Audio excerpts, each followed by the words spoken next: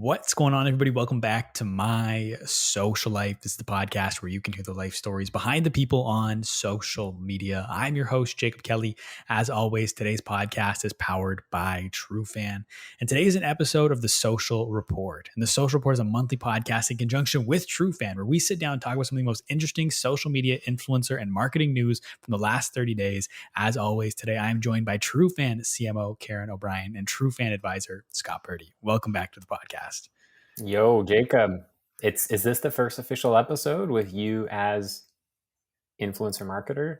It might be. This is my first official, where I'm officially a part of the TRUFAN team. This is the first one because last one would have came out like the day before or a couple days before. So this is the first official one where I am on the TRUFAN team now. If anyone missed the announcement, TLDR, I joined TRUFAN full time as influencer marketing manager. Still hosting the podcast, still doing all that. But that's a little catch up on that. But Thank you for bringing that up. I forgot. I always forget. There's like little things I want to mention on these all the time. Like I remembered when we hit the 1 year, but there's something else I want to throw in here one time that I forget. So thank you for bringing that up. But where I want to start today, I'm going to jump right on into it, is Twitter. So Twitter's tip jar. Did we talk about Twitter tip jar on here a couple months ago? Did we do that? I couldn't remember when I was prepping if we did. I think you may have announced the fact that they were going to come out with it, but not done any sort of coverage on like, hey, here's the deets. Yeah. Okay. So Twitter allowed they added a tip jar, I think like 4 or 5 months ago, which allowed basically if there's someone you really like, you like their tweets, you can tip them. I mean, there's some other stuff like they've been really kind of adding some new features. Like they also added a newsletter feature because a lot of people that are high profile on Twitter have a newsletter as well. So they've added a newsletter button onto your profile so you can sign up for someone's newsletter from their Twitter. But something that they just announced with the tip jar specifically is you're now going to be able to tip people with Bitcoin. So, I mean, this isn't too surprising with the fact that like Jack Dorsey, from my understanding, has always been a big backer of Bitcoin and crypto, who's Twitter CEO. And so they partnered with Strike, which is a person-to-person payments app built on the Bitcoin Lightning Network, which will allow you to tip people in Bitcoin. So this is only right now available, from my understanding, in US and El Salvador, because El Salvador made Bitcoin their official currency. But this is just one. Oh, wow. Yeah, I'm pretty sure. I could be wrong on that, but I'm pretty sure I think El Salvador was the country that did. But this is the first move in a series of moves that Twitter is looking to make the platform more kind of in step with Bitcoin crypto NFTs. Because from my understanding, they're also working on a feature where that can verify your profile photo as an NFT. So if you have like an official CryptoPunk or Bored Ape Yacht Club, your Twitter will somehow tell people that is a verified NFT. So a lot of people, the joke's been like, why do you pay for this? I can just right click save as and upload it to my Twitter, and it's my profile photo now too. But now Twitter's working on the feature where you can verify your NFT in your profile photo, so no one can right click save as, because yours will be the only one that Twitter will verify because it's the official NFT. But that was just something I thought about. I didn't even write that in my prep notes. That's just something that I realized as I was talking, that this tip jar thing is the first of what could be a number of crypto changes to Twitter. My question to you two is the thought on just tipping on Twitter in general. Have you ever tipped someone, or even like not even Twitter, Twitch? I know there's other platforms where you can tip. TikTok on their live streams you can. Have you ever tipped a creator, or have you ever thought about tipping a creator? Do you see that happening from other people? And kind of on that, thoughts on being able to tip someone in Bitcoin/crypto on Twitter? I have on Twitch, on TikTok, and YouTube, but never on Twitter. I think what's interesting, the difference between from Twitter to those other platforms, is when someone else tips, you see it. You see it when they, it comes up on the feed that someone else has left a tip, versus Twitter, you don't see that. But I feel like once someone else leaves a tip, it kind of like sparks the idea in other people to leave a tip as well. You know what I mean? So I think versus Twitter, it's kind of on its own thing. And so you don't necessarily know when other people are leaving tips. So that was just, that'd be my thought on that. And Twitter's also an early into, this is new for Twitter, but that's just my distinguishing factor between the two. And like whenever someone does a super chat, I think it's called on YouTube, like it pops up and the value that they've tipped is there. So I don't know how you can recreate that on Twitter. Yeah, like I wonder how it could also result in like just different layers of access over time. Like if you tip people, and just what sort of database you fall into on Twitter side as a follower, how users can take advantage of that, and find more ways to potentially communicate or engage those types of audiences. Like a lot of integration capability linked to this, like you spoke about with both crypto, but even I think like non-crypto, and could look at like apps like Community and all those types of things, right? And like just ways to further enhance and kind of integrate your community across your different channels. Yeah. I feel like it also like encourages creators to create, and particularly on Twitter, particularly, with the rise of spaces, and there's a lot of crypto discussion on Twitter. So maybe if creators start putting exclusive content on Twitter more and more and more, maybe that will, encourage that. Totally.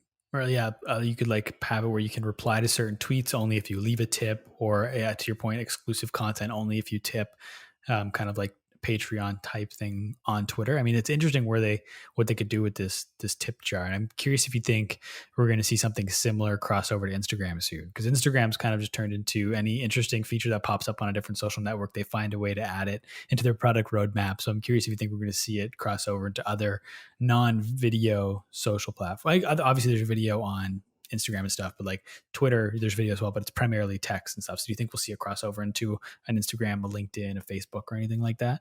I don't know if that's necessarily part of their mission. It's kind of what I would think about Twitter. Again, like even just what Karen was saying about subject matter that's on there. Like I think about gaming too, and the fact that a lot of gamers have kind of flocked to Twitter as one of their primary sources for alternative content that's not coming out on Twitch and stuff like that, and maybe a little less so on Instagram. So it's like providing more utility to those types of people to use another tool for what it may be today, but also what it might be like tomorrow and down the road.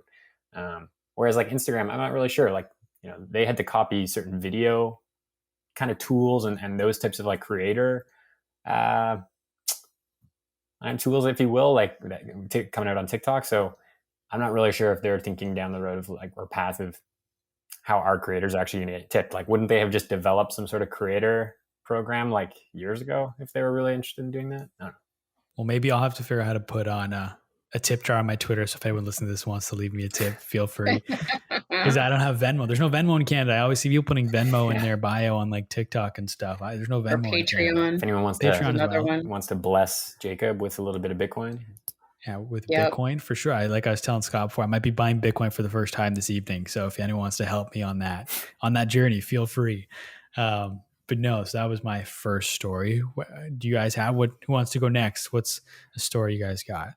I mean, talking about new updates on social apps, can quickly mention how I think it came out today or recently in the last few days from TechCrunch that TikTok is coming out with like a slew of updates for their shopping app. Basically, I'll read a quote from a very small TLDR marketing article. Now TikTok is announcing a slate of new brand partners for TikTok shopping, including Square, which is a huge one, Swid, I'm not even sure about that one, PrestaShop, with Wix, Shopline, OpenCart, and Base coming soon. So it's also introduced a fuller slate of solutions for TikTok commerce, including products, and later this year, a TikTok shopping API, which is probably, any social media or kind of social tools builders, music to their ears, if you will. It's like, I think there's probably a lot of people who build something that could start to think about new solutions that are going to be needed.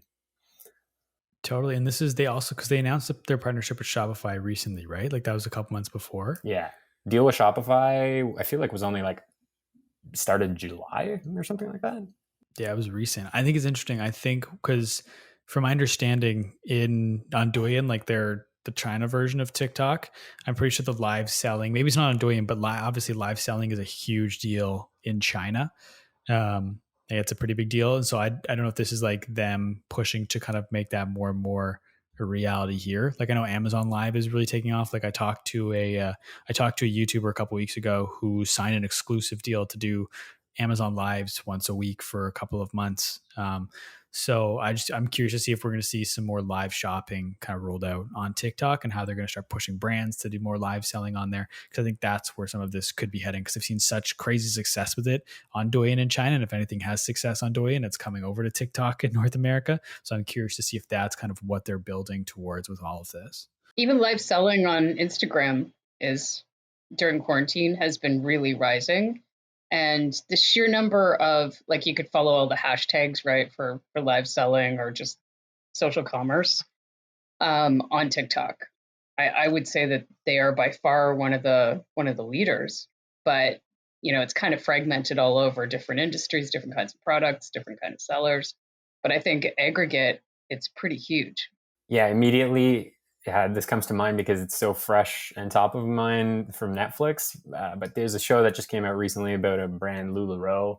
Right, Karen, I'm sure that What a train wreck. oh Oh my yeah, God, we should talk about that. Yes, yeah, yes. maybe we can bring that up if we have time at the end of the episode, because I feel like Karen was definitely, you would have been very much witness to that brand growing in the US through the time that you grew there in your career. So that would have been interesting. But I bring this up because one of the big stories in that documentary is like a 4-part thing, is how women really started to take off when they started selling on Facebook Live. And that was just in the beginning. Like, they sort of talk about the perfect mix for Lululemon as a brand. And one of those factors was Facebook Live and just really the rise of social media just happening at the right time, and them being well positioned as a brand with so many like people as their retailers or whatever. But, it's a legitimate way to sell a product. And I also think now to like Lululemon, for example, just a brand that I know who's been like testing a lot more about like digital shopper consultancy, if you will, or like the shopper experience and just how that can be transformed using digital spaces potentially, but also then having, kind of like a one-to-one. And like in Lululemon, they talk about how they would style the products in those videos for the potential people who are watching them. So you're getting more out of that experience than you would just going and browsing at a retail store anyways. And that's kind of what got my attention, is like all the women, it was the sort of tactics that they were using on their own that was selling the merchandise. And the way you could sort of apply that now to TikTok, even if you're just an e-commerce entrepreneur that's just starting your own business, that you're kind of running out of your back room or whatever, it just gives you so much potential power right now. But then you think down the road, it's like the one tap purchase capability, or just like how that could be evolved with this API and these different tools. It remains to be seen, but it'd be pretty damn cool to see in a few years. And over the last year, some really effective tools have been created, like Comment Sold, where you literally can just be watching a live, comment that you want to buy something, and then there's a way to follow up and transact seamlessly. Or there's tools where if you are a retailer with a large footprint, you can do virtual, almost like Zoom calls or FaceTime with customers who make appointments with you. And there's a lot of, large retailers that have said they've literally done hundreds of thousands of those kind of interactions over COVID. So I think it's really changing the dynamics. Super profitable. And for the bigger brands, I've heard too. Yeah. Do we think do you expect it to be the adoption of this for if TikTok keeps rolling out kind of commerce stuff, the adoption from big brands is going to be quicker than it's been in the past? Oh, yeah. Most definitely. It's just like the longer you wait, probably the more you're going to just inevitably lose out on the attention that you could have had. And you think about like the Spark ads coming out on TikTok, there's brands that are like more or less taking bids, or I would imagine something along the lines of like, we want to be in this list. And, it's such a finite amount of brands that they'll actually accept in to test these new features. So yeah, creating a lot of urgency, I think TikTok has done over the last couple of years with the B2B partnerships that they're looking at. I'd also say that if it drives revenue, there's a faster time to market and sort of risk tolerance for brands, because they're willing to sort of explore new channels or approaches to driving revenue, especially now. Like how quickly you can see that turnaround, essentially. Yeah. Mm-hmm. Yeah. I think it's been interesting to watch TikTok do such a good job of simultaneously growing their consumer facing, but also their business to business at the same time.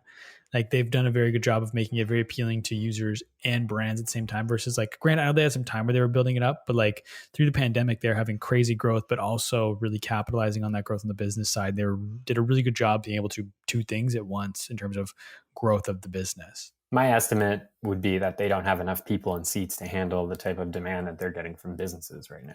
Karen, what did you have to talk about today? Yeah, I wanted to talk about the announcement that Google made on Monday about sort of their change from last click attribution for their ads. So I'm just going to read a quote from Ad Exchanger here that I thought was just blew my mind.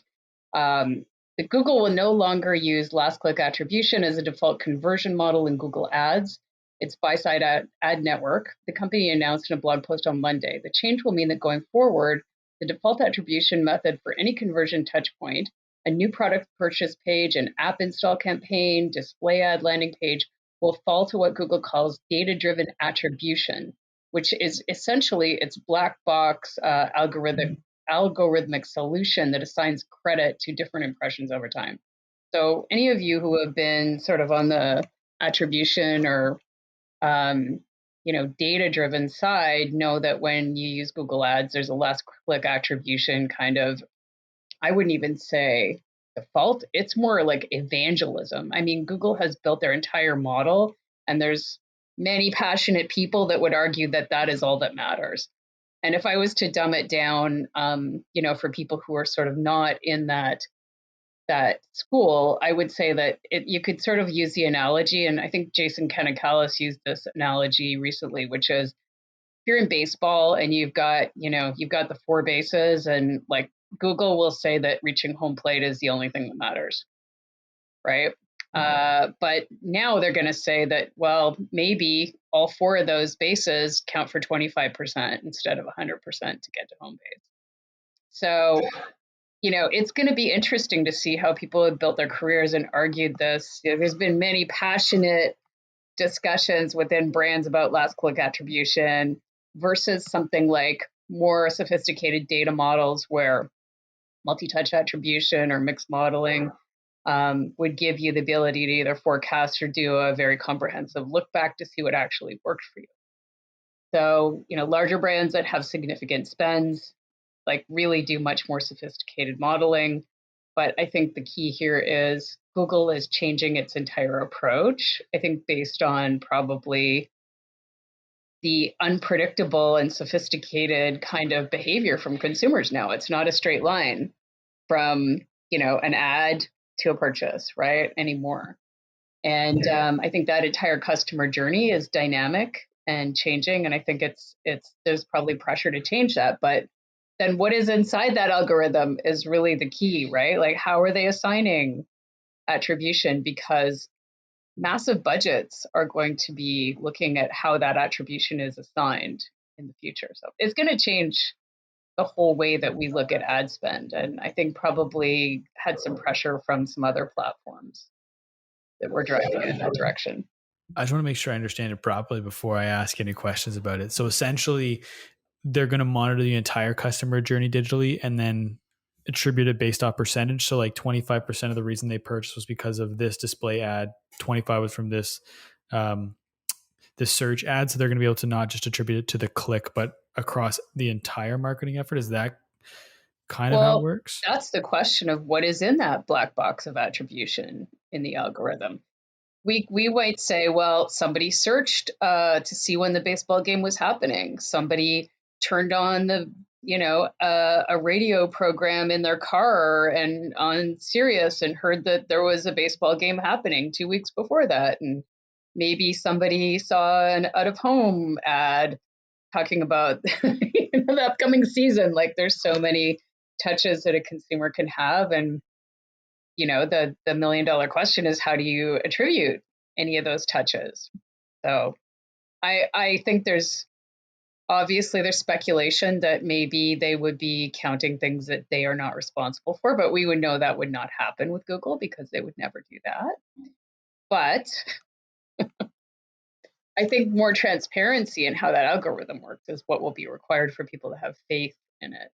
With that in mind, so is it kind of the jury's still out on how you feel about these changes? Will once you kind of see more transparency on that algorithm, will that more influence your decision? Or do you think now that it's positive or negative for the industry as a whole? I personally think a lot of brands are looking for deeper ways to attribute multiple touches in a customer journey. So I think a lot of people will be going more all in on the Google ecosystem, which, includes maps, includes so many things that are on your phone in search, web.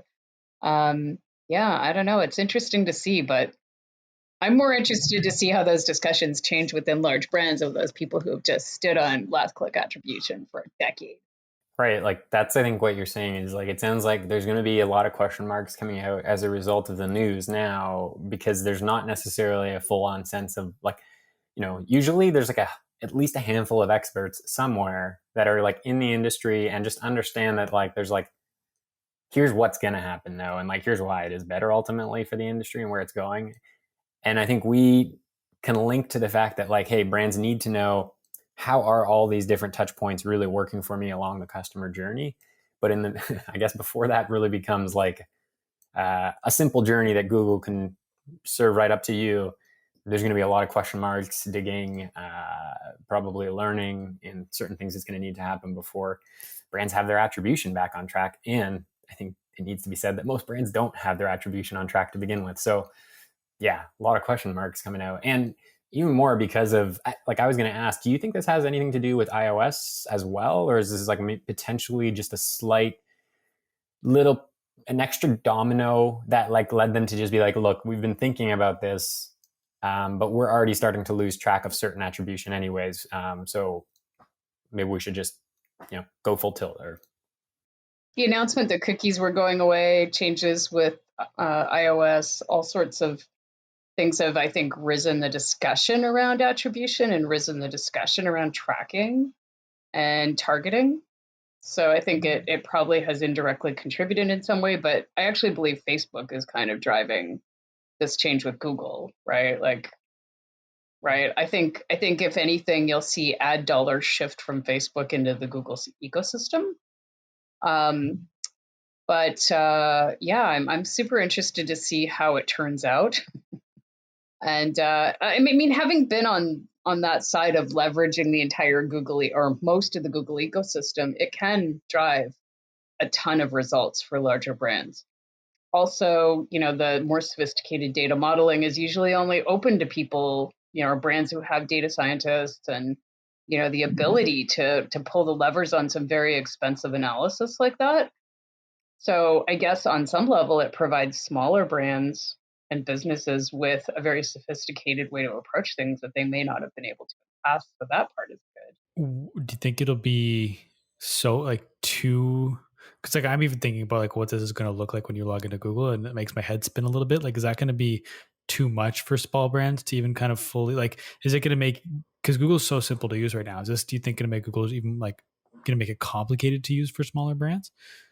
It sounds like from this article, and like we can drop it, I guess, as part of this podcast, but there's sort of 5 different ways that you can decide how you want your attribution to land. And so last click attribution will still be available, but there are other ways that you can actually decide you want your attribution to happen. So I think there'll probably be a lot of test and learn from marketers, right? yeah, test, learn, and continue to back up your SEO strategies. It sounds like it's like those are only going to probably grow in complexity as well. I was reading up on another article this past week. I'm not going to drop this one now, but just talking about how like JBI, I think we were just a big electronics retailer in Australia, and some guy who was doing a big e-commerce rehaul for them basically moved to the side that you should index every single one of your SKUs. So like, for example, that store had like 50,000 different indexes for their product versus like indexing like one product SKU or product line type thing. Which was, even that is kind of just, there's little tidbits of information. And I think like that's where you could say like Google is pretty simple today, but in the grand scheme of things, it's also really not simple for some of the bigger brands and the types of strategies that they're running. It sounds like this could ultimately, like it's leading to a more personalized experience for the consumer at the end of the day. Most likely down the line. What is it though? Well, it sounds like for the more experienced brands and the ones that have more to potentially invest in these changes, that like you are going to know more about the journey. Hence, if there's more you can control or you're going to know about the journey, there's probably more that you can like put into the journey in terms of little personalized steps, right? It's already being done in paid search and that. So like it, yeah. I would argue that those tools and brands are not fully leveraged because you don't always have people that actually do it. Yeah. Or who know to fully do the work or fully gain the insights, or you're drowning in data, but you can't actually see any insights. Yeah. Like I shared an insight just then about this, 50,000 SKUs and indexing, but like, would I know how to go in there and index off? No. So. Yeah. And I think maybe, you could look at both sides of the Google changes, for example, and say, Google's going to do it all for you. But then on the other hand, what exactly are they doing for me? Like that I kind of need to know as a marketer, We always want that control and transparency. And everyone gets invited, like small business owners get invited to those Google conferences, don't they, Karen? Yeah, of course. uh, Oh my goodness. um, So, Was do you want to talk about the Facebook changes that? I'll I jump to think, that quickly. Yeah. yeah. You know, on the back of what Karen just mentioned in terms of those Google changes. So there's a great article that I read up on. It was written by this guy, William Harris. It was recommended to read upon by Aaron Arndorf, who we all like in this podcast here. And it really just speaks about how ROAS on Facebook, which is probably one of the most like tweeted and like storied terms for Facebook marketers out there, is broken. And, you know, this may actually be a credit to the Facebook marketers out there that are already bragging about their results. It's saying that like most oftentimes now what you're being told by ROAS is probably a fraction of what results you're actually driving from your Facebook ads. And just to kind of be aware that a term like MER, right? Like looking at basically out of how much dollars we're putting into this marketing initiative, or just like pure bank versus what's coming in at the end of the day. You may want to start looking at those types of like straightforward calculations to understand your return for those types of marketing campaigns rather than just purely relying on ROAS. And this is mainly as a result of iOS 14.5 and eventually future iOS updates coming out. But yeah, it's already affecting the user journey to the point where like a lot of that isn't being tracked post Facebook. So a lot to learn. I mean, it's an extremely long read and I'd recommend it. It's almost a half-hour read. But if any like business owners, people who do rely on ROAS as a core KPI for their business want to read it, I'd highly recommend it. And it talks a little bit about other stuff, like how you can think about direct traffic and how that might factor into your ad spend, or, you know, basically where there's overlap in a lot of those metrics. What I loved about that article was the immediate, like, let's blame the agency, right? Like, yeah. Which I think is a tactic that you see over and over in some large brands. But I think the agencies are going to be struggling. Some will be struggling with this, and then eventually will be thriving with it because they'll figure out how to use it to their advantage for their clients. But yeah, ROAS is broken on not just Facebook, but a lot of the platforms. Yeah, Google, is another. Yeah, and you're highly dependent on your agency to advise you in that regard. But if you're a small business owner that doesn't have an agency, it's a mystery, right? Like, really, what is my return? Yeah, and I think you could maybe start concerning yourself with like, hey, should I be spending my cash elsewhere? When without you really knowing, that actually could be contributing in large part, almost like 60, 70, 80% of your success, depending on the business. And so, yeah, the more e-commerce continues to rise, like that's a bit of a mess that hopefully will get cleaned up sooner than later. But, with the way things are trending and people kind of separating data privacy rights, the companies, I should say, separating those rights, doesn't look like there's going to be a quick solve here, other than, just kind of using that common sense and some of the directions that they give you in this article, which is to say, hey, if you're spending $1,000 on a month's worth of ads and, your e-commerce drives $5,000 worth of sales, maybe start to consider that ratio and that expense as a part of what it takes to drive that amount of sales. Just purely.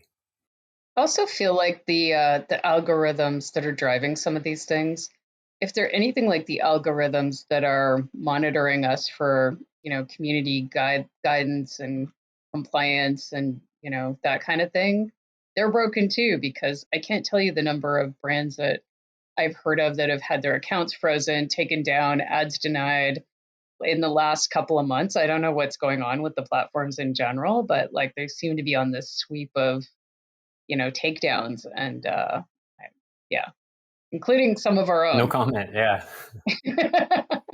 For a solution to the Facebook problem with not being able to calculate your return, is there any way, like, I don't know the full extent of what you can do with the UTM link, but can it track conversions or anything? Are you able to track, like, can you kind of like duct tape a solution together some way, or are you kind of screwed in that respect? Like, is there any real concrete workarounds to this?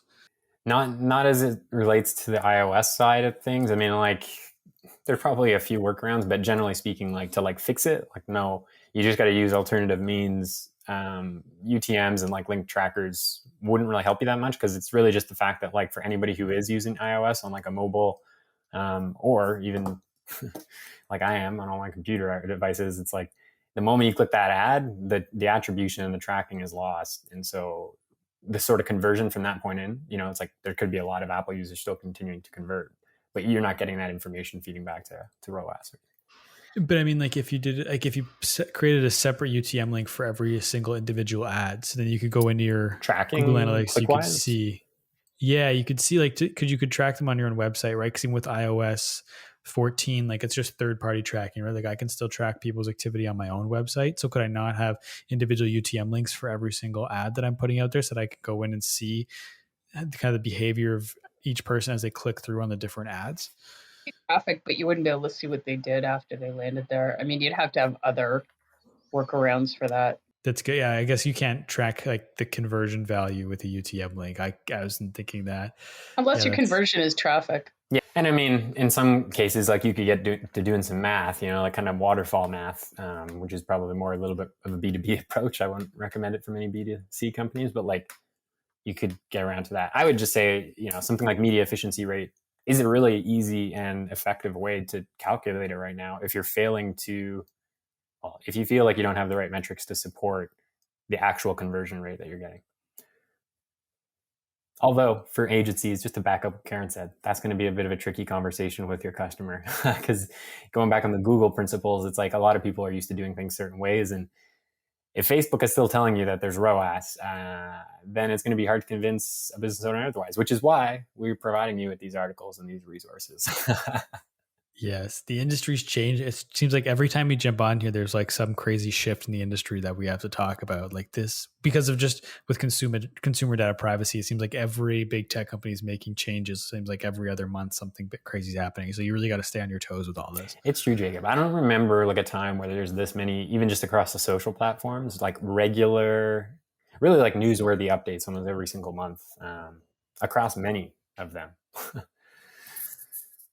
Yeah, if it's not Facebook, it's TikTok. If it's not TikTok, it's Google. If it's not Google, it's Instagram. Like it's crazy. And then, but speaking of like shifts in an industry, I want to talk about the media industry next. So I sent over a video. I don't know if you had time. I sent it last night, so I don't know if you had time to watch. It's a 20-minute video by these YouTubers, Colin and Samir, who they're awesome. I don't know if you've ever watched them, but they're great. They talk about the creator economy, and like they've really nailed their branding. Like they're all about pressing publish. So they called their newsletter the Publish Press, which I was just like, that's brilliant. And they're very, very good. They're very good at breaking things down as it applies to creator economy and visually, and like their videos are really, really clean. And so they did a video where they watched the entire new D'Amelio docuseries on Hulu.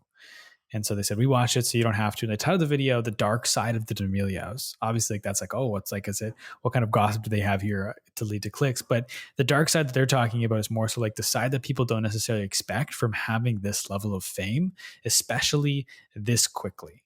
So like, for example, they talk about how Charlie herself is a media company at 16, 17 years old. And like, there's a scene in the docu-series where there's like a president of like D'Amelio Inc. or something Greg, like that. Something like that. Yeah. Or he's like laid out all the binders of all the deliverables that she has for 2021. And there's probably like 20 binders on the ground. And her parents are like, okay, but like, is there time in there for her to be a kid? Like, this is a lot. Like, it's insane to think of the amount of deliverables that she has as a 16, 17-year-old.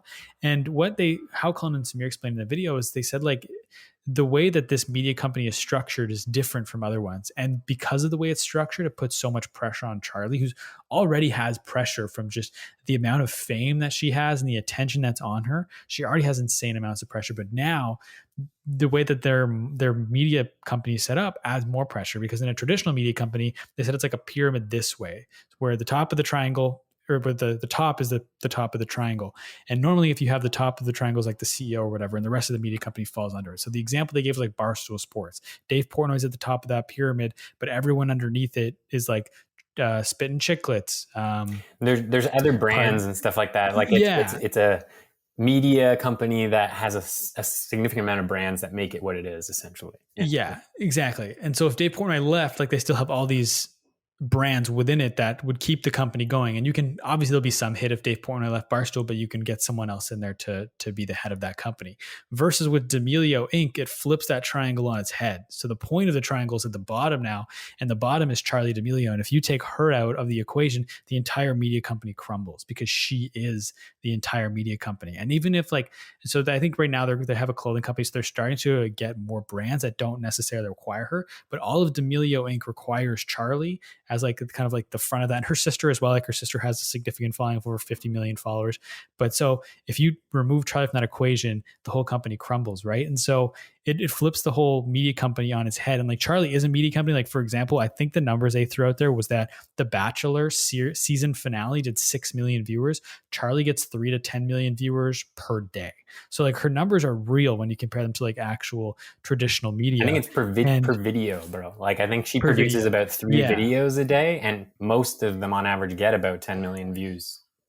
Yeah, so like just her viewership is bananas. And so it's interesting to see like Greg, the president of the company, he's in a really weird spot where he's trying to grow this media company, but this media company is a 17-year-old girl. And so there's like a scene where she just kind of cracks and her parents call Greg and they're like, hey, cancel everything. Like she just needs some time to be a kid for the next little while. And he like has a pause and he's like, got it. And then he like cancels everything, but it just puts him in a weird spot where, and he's like from WMA or something from some agencies. Like I think he has CAA or one of those. CAA, that's right. Yeah. And so like it just puts him in a weird spot. And so it's just really interesting to see kind of the inner workings of what it's like. Cause like there is no roadmap for this. This like period, like no one's gotten this many followers in 365 days, maybe 2 years if you really want to extrapolate it. But like it's just crazy her growth. It's an absolute rocket. I've never seen it before.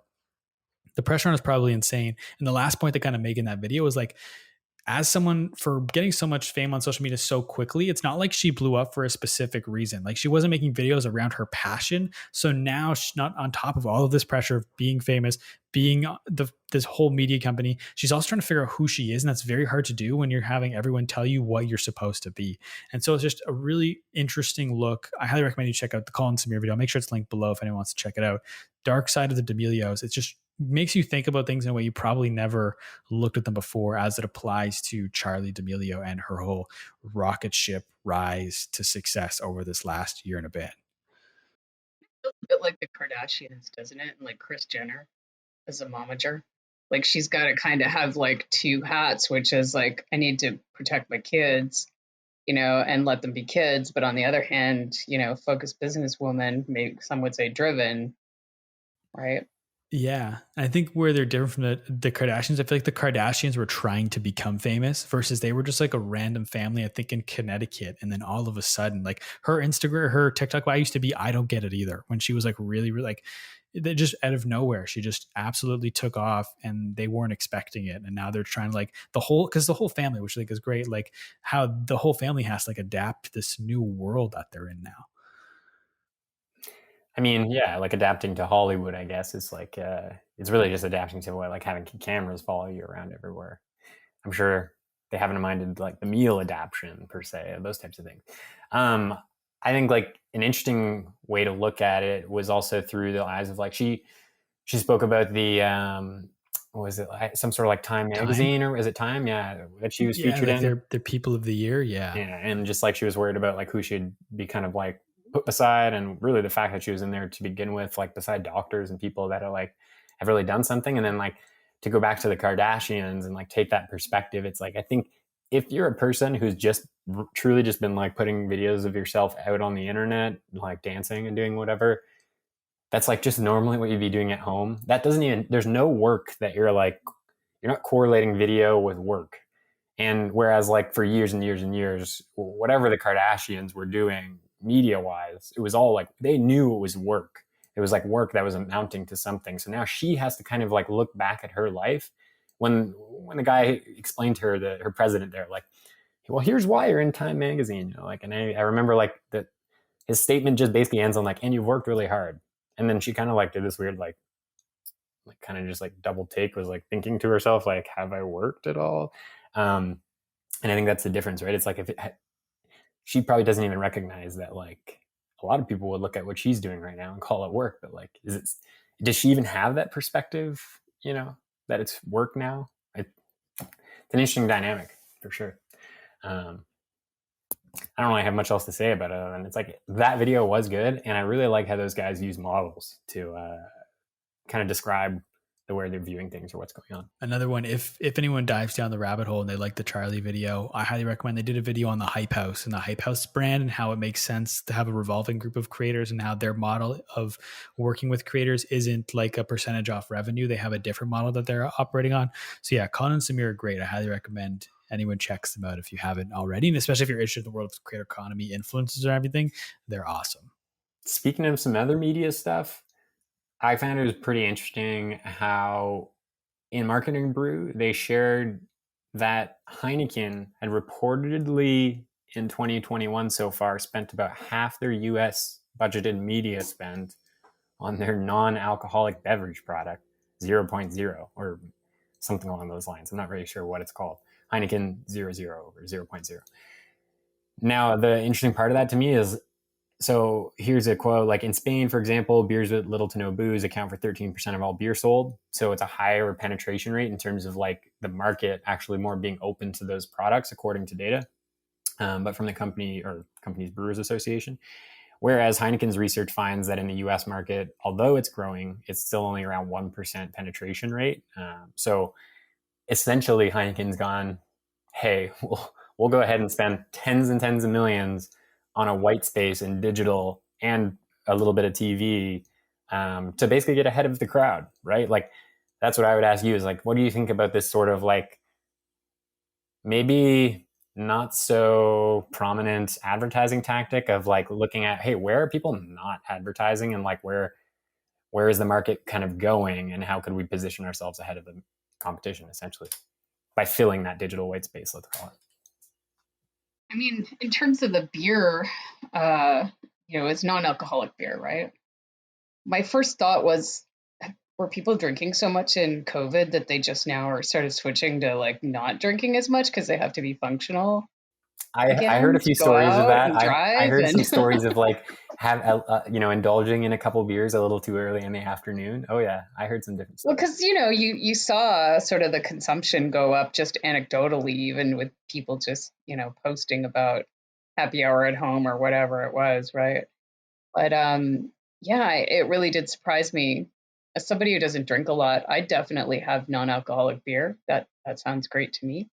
But yeah, I take your point about sort of the investment in that and marketing that. I feel like the pendulum has swung because weren't we talking at one point also about cannabis beers?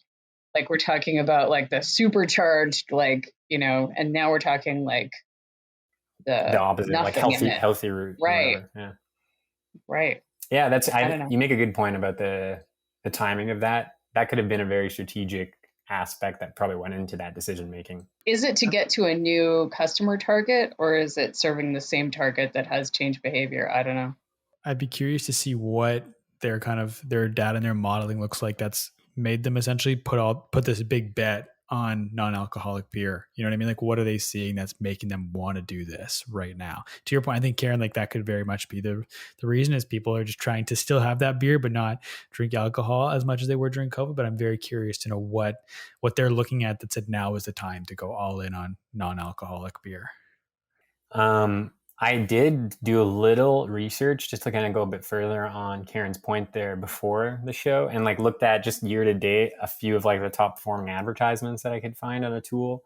And one of them was absolutely targeted, Karen, at New Year's resolution, like looking at, so like there's definitely a part of that campaign that started on the tail end of like, hey, we're coming back in and we can feed something into the US market that's going to like meet demand and intention right now. Right. Like, I would have to do more research to really figure out like what the strategy looked like over the course of the year, but it was pretty bold if you ask me. I mean, it's just a lot of money to spend on clearly something that the US market isn't that prone to experimenting with yet, or at least not that many of them. And so if you're thinking of like impressions marketing, you're trying to reach 100 people and for every one, hopefully that person's open to it. Like it's pretty crazy.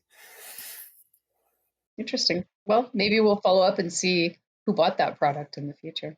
I do think about influencer marketing and I think about like how those types of campaigns, if they're not being done at all, have that much better a chance to like stand out on a platform like TikTok and those types of things. So getting there early on that side probably could pay some dividends. It's like what you guys are doing with Surf right now. Like, has anybody else really marketed that type of data product on social platforms through influencers? Like, probably not really. Not directly the one-to-one, but some adjacent kind of rewards platforms. Similar value propositions or whatever. Yeah. Are the rules different for advertising non-alcoholic beer? Like, are you allowed to drink it in the ads and stuff? Like, does that change? I believe there's probably still a really close cross between the liquor board, just because of the like similarities of bottles and that type of thing, right? It's whether a consumer can actually perceive the difference more so than like, is what is in there legal or not? That's the way I believe. Like, is it being sold in as beer? I mean, they're definitely still going on the fact that like great taste, zero alcohol type of idea. So like, it's like same taste, tastes like the stuff that we, normally give you, but healthy. It's one of the things that is sort of a gray area, I think, here, like because I'm in the United States, like kombucha potentially has more alcohol than that beer, right? How's that sold? Yeah, and isn't that like right at Whole Foods, a non-alcoholic product, or like right out of the tap? Yeah. That's a weird one. So, I forget, what's that called? The process, aging, fermenting, or whatever. Yeah. I'm going to keep it. I'm going to see if I get hit with a non-alcoholic beer ad on social in the next. Now that we've talked about it, probably. Yeah, I mean, especially now that we've talked about it out loud, like I'm going to have like 4 when I open my phone after this, probably. But let's mention the brand then, and we'll see if that brand comes to you. What is it? It was Heineken. Heineken 0.0. Yeah. A Heineken 0.0. We'll see if I get any ads for that. If I do, I was definitely going to take a screenshot. I'm going to let you guys know if that happens. And if it does, I'll put something in the show notes to update people if and when I get a Heineken 0.0 ad. But no, I know we're a little bit over time here. So if anyone has anything else before we jump off, I just want to check in. We're all good. I mean, I'll just mention the fact that like I had a conversation with somebody over the phone last week and mentioned how the retargeting for Magic Spoon was just insane. Like they were just so on point with that. And then he got off the phone and got retargeted. I was like, what? And never had seen an ad before, apparently. Yeah. Terrifying. That was a bit terrifying. But anyways, I have to share it because you brought it up. Yeah. I mean, this is a whole other can of worms to get it into. No, yeah. Not opening it. Yeah, just sharing. Not today, yeah. If you're experiencing something similar, we're all going through it, people. Yeah. I guess in summary, if there are influencers out there that want to work with Jacob, reach out. Right? Definitely. Jacob's building his reputation as the influencer man. So how can they reach you, Jacob? Jacob@trufan.io is my email. So please slide into my inbox. Happy to chat. And where can the people reach the two of you? Not for influencer marketing, but just in general. Karen@trufan.io, Jane Bond on Twitter and Instagram. Just search Scott Bertie on LinkedIn.